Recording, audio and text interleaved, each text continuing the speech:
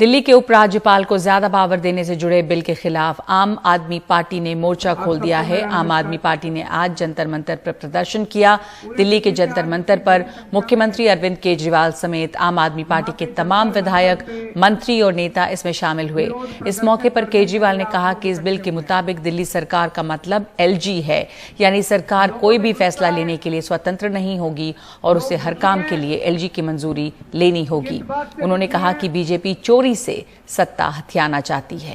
केंद्र की भाजपा सरकार ने फिर चुनाव क्यों कराए थे? जनता लाइन में क्यों लगी थी? जनता ने वोट क्यों दिया था? जनता के वोट का कोई मतलब नहीं बचा। जनता के चुनाव का कोई मतलब नहीं बचा। जनता की सरकार का कोई मतलब नहीं बचा। जनता ने 70 में से 65 सीट गई, उसका कोई मतलब नहीं बचा। जनता के साथ तो धोखा हो गया भाई साहब, ये तो गलत हो गया। कानून में लिखा है कि अब सारी फाइलें दिल्ली सरकार की सारी फाइलें एलजी के पास जाया करेंगी।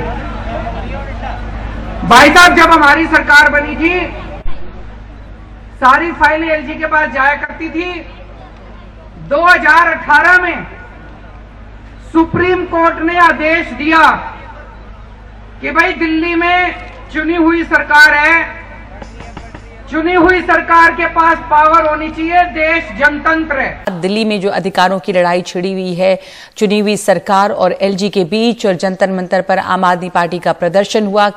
मुख्यमंत्री केजरीवाल ने आरोप लगाया है कि बीजेपी जो है वो यहां पर चोरी से सत्ता चाहती है, फिर चुनी हुई सरकार का क्या मतलब रह जाता है। हमारे साथ मेरे सहयोगी मौजूद हैं इस समय, शरद शर्मा।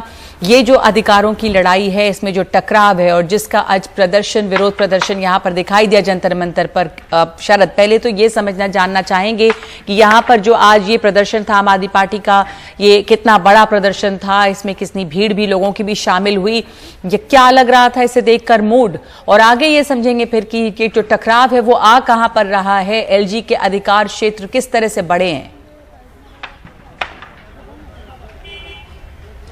देखिए, प्रदर्शन तो अच्छा खासा था और दिल्ली में क्योंकि आम आदमी पार्टी इस समय सत्ता में है और अभी हाल में साल भर हुआ इनको जीते, और अभी हाल में जो उपचुनाव हुए थे उसमें भी अच्छा प्रदर्शन किया है, तो मूड तो जो है पार्टी वर्कर का जो है वो इस समय मनोबल जो है वो ऊंचा है, तो इसलिए अच्छी खासी संख्या जो है नजर आई। साथ में क्योंकि कार्रवाई जो है वो ये हो रही है कि ये बिल पास होने से ये तय है कि जो चुनी हुई सरकार है, जो केजरीवाल सरकार है, न सिर्फ उसके अधिकार सीमित हो रहे हैं, उसके अधिकार कम हो रहे हैं, बल्कि विधानसभा के भी अधिकार जो हैं वो कम हो रहे हैं। इसलिए जो पार्टी का जो काडर है, जो वर्कर हैं, पार्टी के वॉलंटियर्स हैं, वो उनमें आक्रोश जो है वो अच्छा खासा दिखाई दिया।